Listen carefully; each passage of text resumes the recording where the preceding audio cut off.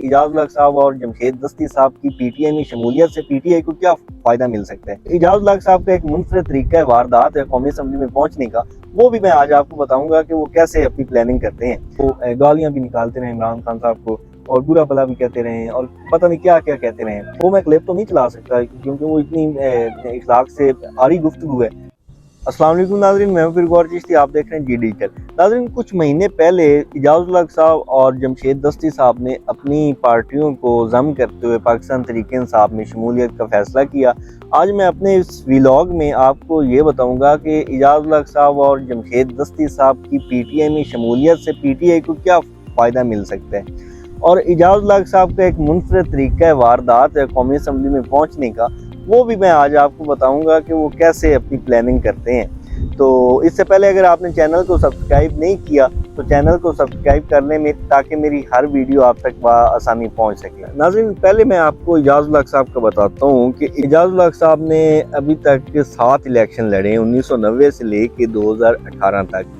اعجاز الحق صاحب نے اپنا جو پہلا الیکشن لڑا تھا، جو آپ اسے ڈیبیو کہہ سکتے ہیں کہ سیاست کا آغاز انہوں نے کیا تھا، وہ 1990 کے عام انتخابات میں آئی جے آئی، جو کہ اسلامی جمہوری اتحاد ایک بنا تھا پاکستان پیپلز پارٹی کے خلاف، تو جو آئی ایس آئی کی سرپرستی میں جنرل حمید گل صاحب بھی انہیں بڑی فیور کرتے رہے، تو ان کی ٹکٹ پہ اعجاز الحق صاحب نے این اے 39 راولپنڈی اور این اے 72 سے ٹوبہ ٹیک سنگھ سے 2 سیٹوں پہ الیکشن لڑا اور دونوں پہ وہ جیت گیا۔ 1993 میں وہ مسلم لیگ نون کے ٹکٹ پر این اے 39 سے جیتے راولپنڈی سے، 1997 میں پھر وہ نون لیگ کے ٹکٹ پر جیتے این اے 39 راولپنڈی سے۔ 2002 کا جب عام انتخابات آیا تو اس میں نئی حلقیاں بنی ہوئیں، تو اعجاز الحق صاحب نے اس دفعہ اپنا جو ٹھکانہ ہے وہ جنوبی پنجاب کے ضلع بہاول نگر کی تحصیل ہرون آباد اور فورٹ آباس میں جا لگایا، اور وہاں پہ انہوں نے 2002 کا الیکشن وائٹل گروپ کے ساتھ مل کے لڑا، اور اس الیکشن میں انہوں نے زیڈ لیگ جو اپنی پارٹی بنائی تھی مسلم لیگ ضیاء، ان کا جو سیٹ ایڈجسٹمنٹ مسلم لیگ کاف جسے کنگز پارٹی بھی کہتے تھے، ان کے ساتھ کر کے وہ الیکشن اعجاز الحق صاحب لڑے اور جیتے۔ یہ اعجاز الحق صاحب کا چوتھا الیکشن تھا۔ ناظرین، 5واں جو الیکشن ہے وہ اعجاز الحق صاحب مسلم لیگ کاف کے ٹکٹ پر اسی حلقے سے این اے 191 ہرون آباد فورٹ آباد سے لڑے، لیکن اس دفعہ وہ ناکام ہو گئے۔ 2013 کے الیکشن میں اعجاز الحق صاحب نے اپنا چھٹا الیکشن اسی حلقے سے لڑا، این اے 191 ہرون آباد فورٹ آباد سے، اور وہ اس دفعہ الیکشن جیتنے میں کامیاب ہو گیا، اور اس کے بعد وہ مسلم لیگ نون کے ساتھ انہوں نے الحاق کیا اور مسلم لیگ نون کی حکومت کا حصہ رہے۔ 2018 آیا تو پاکستان تحریک انصاف کے چرچے ہر جگہ ہونے لگے، تو اعجاز الحق صاحب نے بھی قومی اسمبلی پہنچنا ہوتا ہے، تو انہوں نے بھی تحریک انصاف کے ساتھ سیٹ ایڈجسٹمنٹ کر لی، اور یہ الیکشن وہ زیڈ لیگ کی ticket per P T I کی سپورٹ کے ساتھ 2018 میں لڑے، لیکن وہ الیکشن یہ 19,000 ووٹوں کے فرق سے ہار گئے۔ اب ناظرین، الیکشن ہارنے کے بعد اعجاز الحق صاحب جو ہیں وہ پی ٹی آئی کے خلاف ہو گئے، اور عمران خان صاحب سمیت پی ٹی آئی اور پی ٹی آئی کی جو طرز حکومت ہے اور پی ٹی آئی کی پالیسیز ہیں ان کو وہ تنقید کا نشانہ بناتے رہے۔ اب ناظرین، میں آپ کو یہ بھی بتا دوں کہ جو اعجاز الحق صاحب کی پارٹی ہے مسلم لیگ ضیاء، وہ پنجاب میں انہوں نے کتنے ووٹ لیے تھے جو انہوں نے پی ٹی آئی میں ضم کیے، تو پنجاب اسمبلی کا اگر الیکشن دیکھا جائے تو ان کے جتنے بھی امیدوار ہیں زیادہ تر ان کے 3 امیدوار ہوتے ہیں، تو باقی جو اکا دکا کینڈیڈیٹ ہیں وہ کوئی اتنے خاص کینڈیڈیٹس نہیں ہوتے، تو یہ 3 کینڈیڈیٹ ہوتے ہیں۔ ان کی سیاست کا جو مرکز ہے وہ ہرون آباد فورٹ آباد سب انہوں نے بنایا ہوا ہے۔ پہلے ٹوبہ ٹیک سنگھ راولپنڈی تھا، اور اب یہ، اور آگے بھی میں آپ کو بتاؤں گا کہ وہ کدھر جا رہے ہیں۔ تو انہوں نے ناظرین، ان کی جماعت نے 97,000 سے کچھ زائد ووٹ پورے پنجاب میں حاصل کیے، پورے پنجاب میں 97,000 سے زائد ووٹ، اور وہ بھی پی ٹی آئی کی سپورٹ کے ساتھ۔ اس وقت جو اعجاز صاحب نے دوبارہ پاکستان تحریک انصاف کا رخ کیا ہے، تو اس کی وجہ یہ ہے کہ اعجاز الحق صاحب جو ہیں اس وقت وہ اپنی سیٹ بچانے کے چکر میں ہیں، کیونکہ اس حلقے میں پی ٹی آئی کا آلریڈی ایک دھڑا موجود ہے۔ انہوں نے 2018 میں آزاد وسیعت میں الیکشن لڑا تھا، اور پی ٹی آئی کی سپورٹ تھی اعجاز الحق صاحب کے ساتھ۔ یہ دھڑا ہے شوکت بسرا صاحب والا، کاشف پنسوٹا صاحب ان کی ونگ میں ہوتے ہیں، कोटनाबाद से और बाकी रुनाबाद से 3-4 बड़े मुतहरिक लोग हैं। तो ये दड़ा है जो कि पीटीआई के साथ 2018 से चल रहा है, जब से एजाज उल हक साहब ने पीटीआई को बुरा भला कहना शुरू कर दिया और पीटीआई की सपोर्ट के बावजूद इलेक्शन हार गए थे। तो अब इस दड़े ने भी काफ़ी काम किया है हल्के में। तो एजाज साहब अब चाहते थे कि वो अपनी किसी तरह कौमी असम्बली की सीट बचा लें, तो उन्होंने ये जो फैसला किया वो पाकिस्तान तहरीक-ए-इंसाफ की सपोर्ट हासिल करने के लिए उन्होंने अपनी पार्टी जम कर दी। नाज़रीन, ये मुख्तसर हिस्ट्री मैंने आपके सामने रख दी है। अब आप खुद फैसला कर लें कि एजाज उल हक साहब जो कि 2018 में पीटीआई की सपोर्ट के बावजूद इलेक्शन हार गए थे और उन्होंने टोटली 97,000 उनकी जमात ने वोट किए, 97,000 से ज़ायद, वो इस वक्त कितना फ़ायदा पहुंचा सकते हैं पीटीआई को। नाज़रीन, अब जो दूसरी शख्सियत हैं जमशेद दस्ती साहब, अब हम उनको देखते हैं कि उनकी क्या हिस्ट्री रही है। तो जमशेद दस्ती साहब जो हैं उन्होंने अपना पहला इलेक्शन 2008 में लड़ा। 2008 में वो NA 178 से इलेक्शन जीते और पाकिस्तान पीपल्स पार्टी के टिकट पर जीते। दूसरा इलेक्शन उन्होंने 2010 में लड़ा, जब जाली डिग्री केस के मामले में उन्हें अदालत ने डिसीड किया था और अपनी सीट पे वो होने वाले ज़िमनी इलेक्शन में दोबारा इलेक्शन लड़े, दोबारा जीते। 2013 से कबल वो पाकिस्तान पीपल्स पार्टी छोड़ गए। 2013 के इलेक्शन वो आज़ाद हसीयत में 2 सीटों से लड़े, NA 177, NA 178। दोनों सीटों पे उन्होंने बड़े अच्छे मार्जिन के साथ ये इलेक्शन जीता।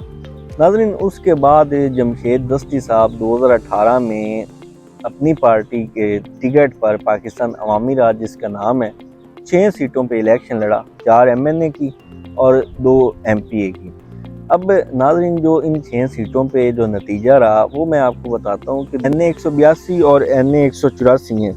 यहाँ से जमशेद दस्ती साहब ने बड़े अच्छे वोट लिए। NA 182 से 2000 या 2500 के मार्जिन से पीपल्स पार्टी के उम्मीदवार के खिलाफ इलेक्शन हारे हैं और NA 184 से भी वो इलेक्शन हारे हैं। उन्होंने भी 40,000 तकरीबन 40,000 वोट दिया था और ये पीटीआई की सपोर्ट के बगैर था।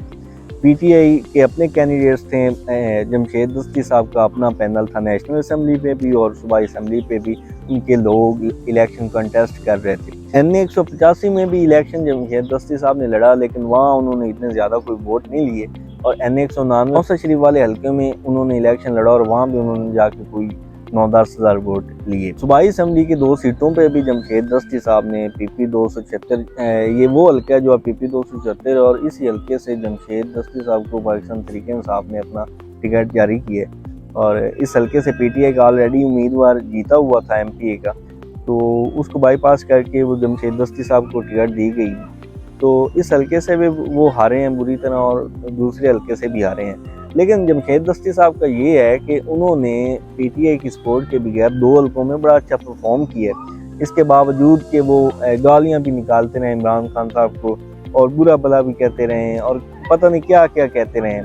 तो वो मैं क्लिप तो नहीं चला सकता क्योंकि वो इतनी इखलाक से आरी गुफ्तगू है, तो मैं आपको दिखाना नहीं चाहता। आप सबको पता है, आप सबके सामने सोशल मीडिया पे पड़ी हुई है। तो उसके बावजूद भी इमरान खान साहब ने उन्हें गले लगाया है और ये जो इन 2 हज़रात की शमूलियत है, इन 2 हज़रात ने अपनी पार्टी को पाकिस्तान तहरीक-ए-इंसाफ में जम किया है, तो उस पर बड़े चर्चे किए जा रहे थे कि ये हो गया वो हो गया, पता नहीं क्या हो जाएगा। तो नाज़रीन, मैं आपको बताता चलूँ कि इस वक्त इन दोनों हज़रात को पाकिस्तान तहरीक-ए-इंसाफ की ज़रूरत है। पाकिस्तान तहरीक-ए-इंसाफ को इन हज़रात की ज़रूरत नहीं थी। उसकी वजह ये है कि एजाज उल हक साहब पीटीआई की सपोर्ट के बावजूद इलेक्शन हार चुके थे। अपना वो जो अपनी अक्सरियत वो शो करवाना चाहते थे उसमें वो नाकाम रहे हैं। तो अब उन्हें कौमी असम्बली में जाने के लिए पाकिस्तान तहरीक-ए-इंसाफ की ज़रूरत है।